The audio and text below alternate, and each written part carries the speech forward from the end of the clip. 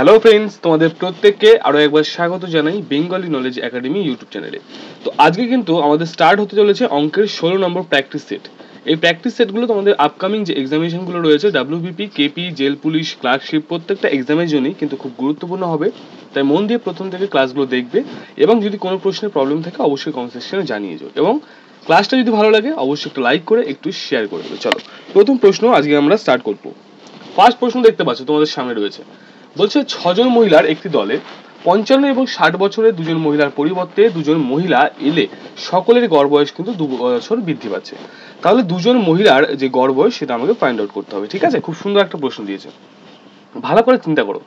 6 জন মহিলার একটা দল ছিল, সেখানে 55 বছর এবং কি আছে না 55 এবং 60 বছরের দুজন মহিলা, ঠিক আছে, তারা কিন্তু চলে যায়। হ্যাঁ, তারা চলে যায়, যার ফলে ভালো করে দেখো দুজন আরো নতুন এসছে, এক্সট্রা আসলো এবং তাই কি হয়েছে না দুজন 2 বছর কিন্তু গড়ে বৃদ্ধি পেয়ে গেছে।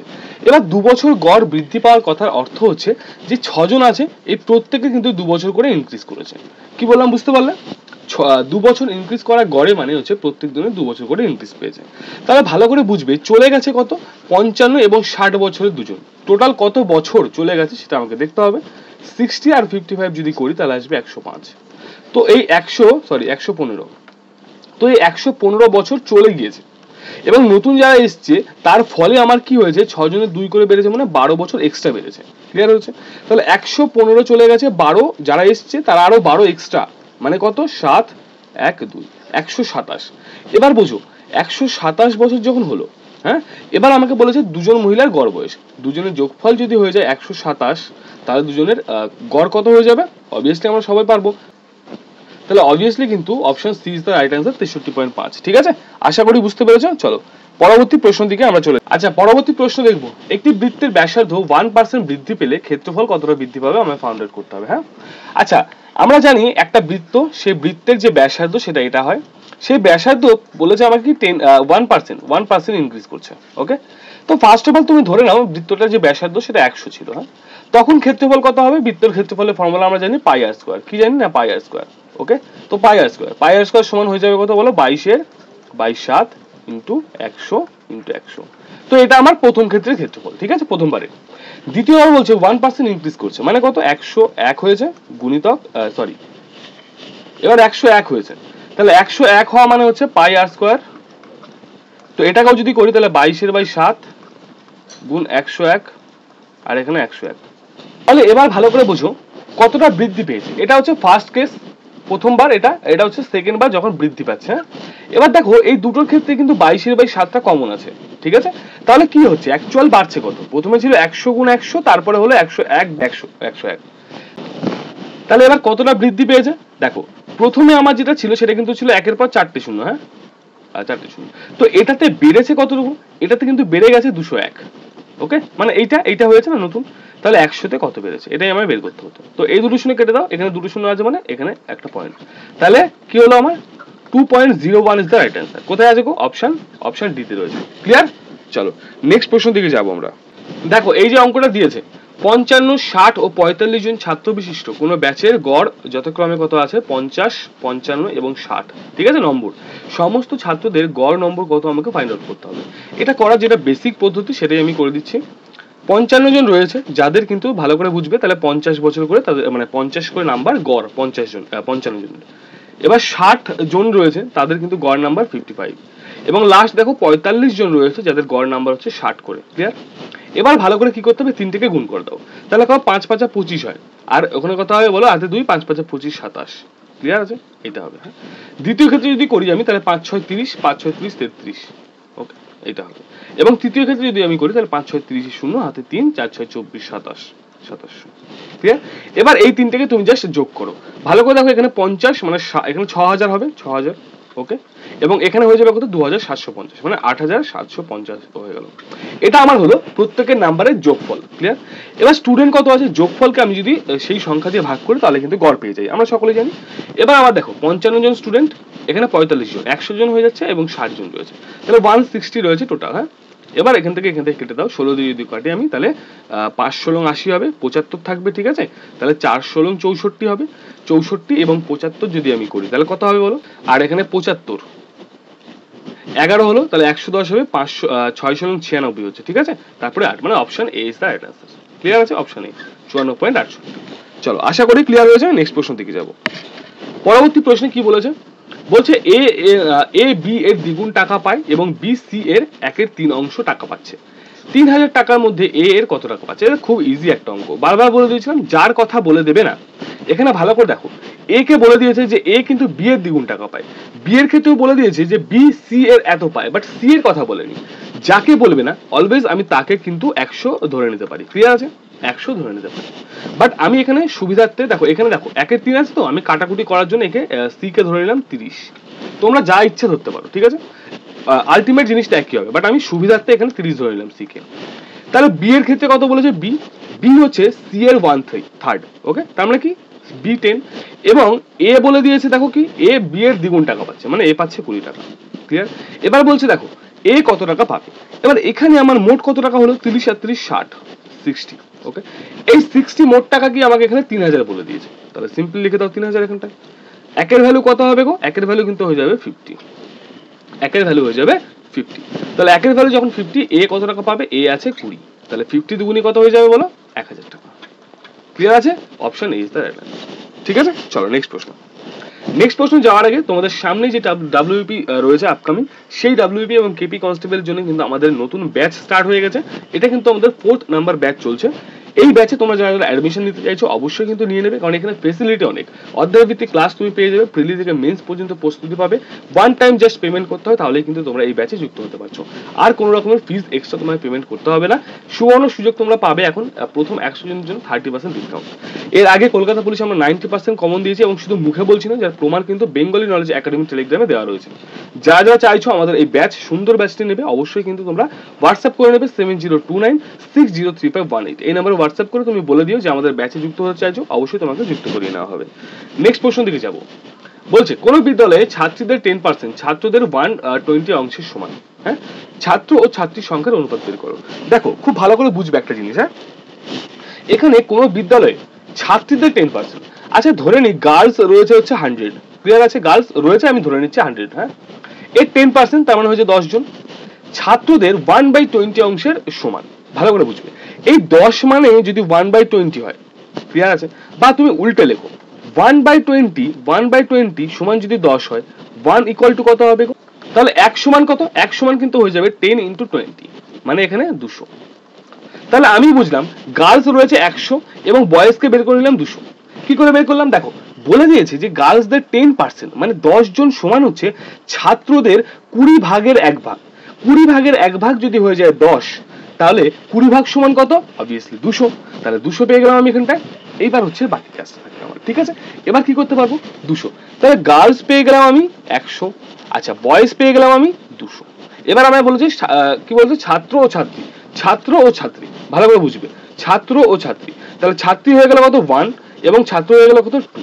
তাহলে ছাত্র ও ছাত্রী বলেছে 2:1। কোথায় আছে গো? অপশন বি তে রয়েছে। এ করবেন একদম। হ্যাঁ, চলো নেক্সট প্রশ্ন ভালো করে পড়বে। তিনটি গাড়ির বেগের যে অনুপাত 2:3:4 রয়েছে, গাড়িগুলি সমান দূরত্ব অতিক্রম করতে যে সময় নেবে তা বের করো। আমরা জানি টাইমের ফর্মুলা কি? জানি টাইমের ফর্মুলা, টাইম ইকুয়াল টু কি জানি বলো? Total distance. Total distance, okay, total distance by কিন্তু টোটাল স্পিড। ক্লিয়ার আছে? এবার আমাকে বলেছে সমান দূরত্ব। দূরত্ব ধরে নিই সবার এক, ঠিক আছে। তাহলে কি আছে প্রথম ক্ষেত্রে? দেখো ভালো করে বুঝো, প্রথম যে গাড়ি তার যে সময় নেবে সেটা হচ্ছে কত নেবে? টোটাল দূরত্ব আমরা 1 জানি, এবং আমাকে গতি বলে দিয়েছে 2। তাহলে এই যে সময়, এত সেকেন্ড সময় নেবে কিন্তু প্রথম গাড়িটি। দ্বিতীয় গাড়ি কত টাইম নেবে? ভালো করে বুঝবে, একই দূরত্ব, 1 কিলোমিটার দূরত্ব, এবং দেখো 3 কিন্তু সে বেগ রয়েছে, 3 বেগ, তাহলে 1 এত সেকেন্ড নেবে।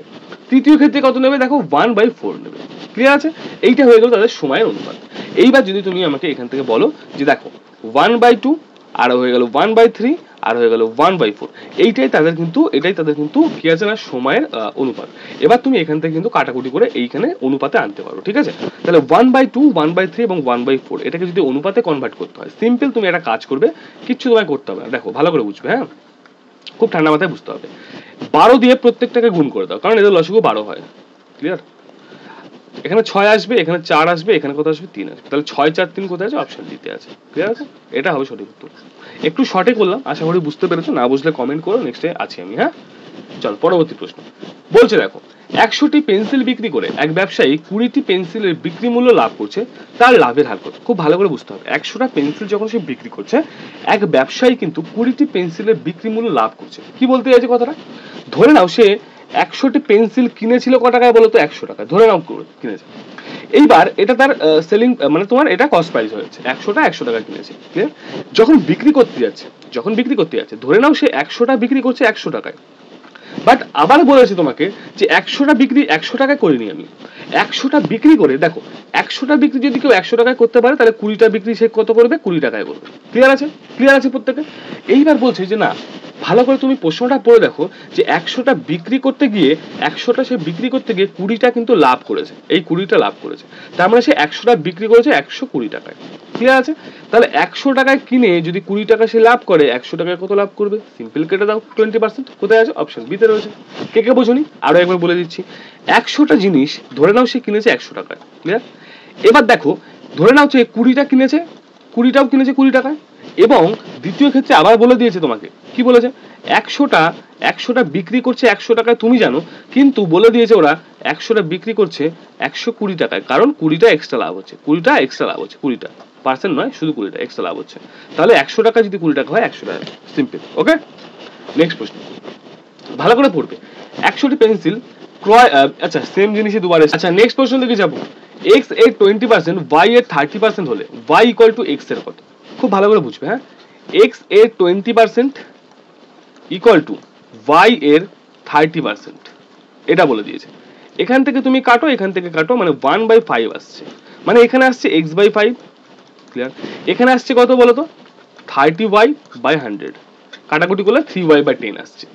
তাহলে দেখো, এবার কোনাকুনি গুণ করে দাও, জাস্ট কিছু না। 10x ইকুয়াল টু কত আসবে আমার? এখানে 15y। 10x equal to 15y, তাহলে x/y ইকুয়াল টু 15/10। ওকে, তো এখান থেকে যদি কাটি আমি, তাহলে আসবে 3 আর 2। তাহলে x আর y এর যে ভ্যালু সেটা আসছে 2 আর 3। এবার বলছে y, x এর কত শতাংশ? y কোথায়? 2। তাহলে 3 এ যদি 2 হয় কেউ, 100তে কত হবে? জাস্ট 200/3 হবে। 200/3 অপশন কোথায় আছে? এই অপশন বি তে রয়েছে। ক্লিয়ার আছে? চলো নেক্সট প্রশ্ন, ইজি ছিল এটা। পরবর্তী প্রশ্ন, 300 টাকা কেজি দরে চায়ের সাথে 175 টাকা কেজি দরে চা কি অনুপাতে মেশালে 250 টাকা কেজি দরে আমরা বিক্রি করলে 25% লাভ হবে? হ্যাঁ, এবার ভালো করে বুঝবে আমি একটা কথা। এইটা আছে কি কেজি দরে, দরে কথার অর্থ হচ্ছে কেনা, তাহলে এই জিনিসটা কিন্তু ক্রয় মূল্য, এটাও কিন্তু এর ক্রয় মূল্য। বাট এইটা কি আছে বলতো? এটা কিন্তু বিক্রি করছে। হ্যাঁ, বিক্রি করছে, ঠিক আছে? তাহলে দেখো, এটা আমি ক্রয় পেয়েছি, একেও আমি ক্রয় পেয়েছি, বাট একটা পেয়েছি বিক্রয়, তো একেও আমায় ক্রয় বানাতে হবে। এইটাতে বিক্রি করে 25% যদি লাভ হয়েছে কারণ, তাহলে ক্রয় মূল্য কি করে বের করতে হবে? 250 গুণিতক ওপরে লিখে দাও 100, নিচে লিখে দাও 125। এখান থেকে এটা আসবে 2, তাহলে আসলো 200 টাকা। ওকে, তাহলে একটা ক্রয় মূল্য 300, একটা ক্রয় মূল্য 175, একটা ক্রয় মূল্য 200 টাকা। তাহলে এবার অ্যালিগেশন করতে কোনো সমস্যা নেই। 300 175, এখানে 200। ক্লিয়ার? এখান থেকে আসবে কত? 25, এখান থেকে আসবে 100। তাহলে কত আসলো বলো? 1:4। কোথায় আছে 1:4? অপশন বি তে রয়েছে। ক্লিয়ার হয়েছে? আশা করি বুঝতে পারছো আজকে অঙ্কগুলো। একটু ফাস্ট আমি আজকে করছি। হ্যাঁ, নেক্সট প্রশ্ন, একটি আয়তকার জমির দৈর্ঘ্য ও প্রস্থের অনুপাত 5:3। যদি 12 টাকা প্রতি মিটার দরে বেড়া দেওয়া হয়, মোট খরচ হবে কত? 9600 টাকা। তাহলে এর দৈর্ঘ্য ও প্রস্থ নির্ণয় করুন।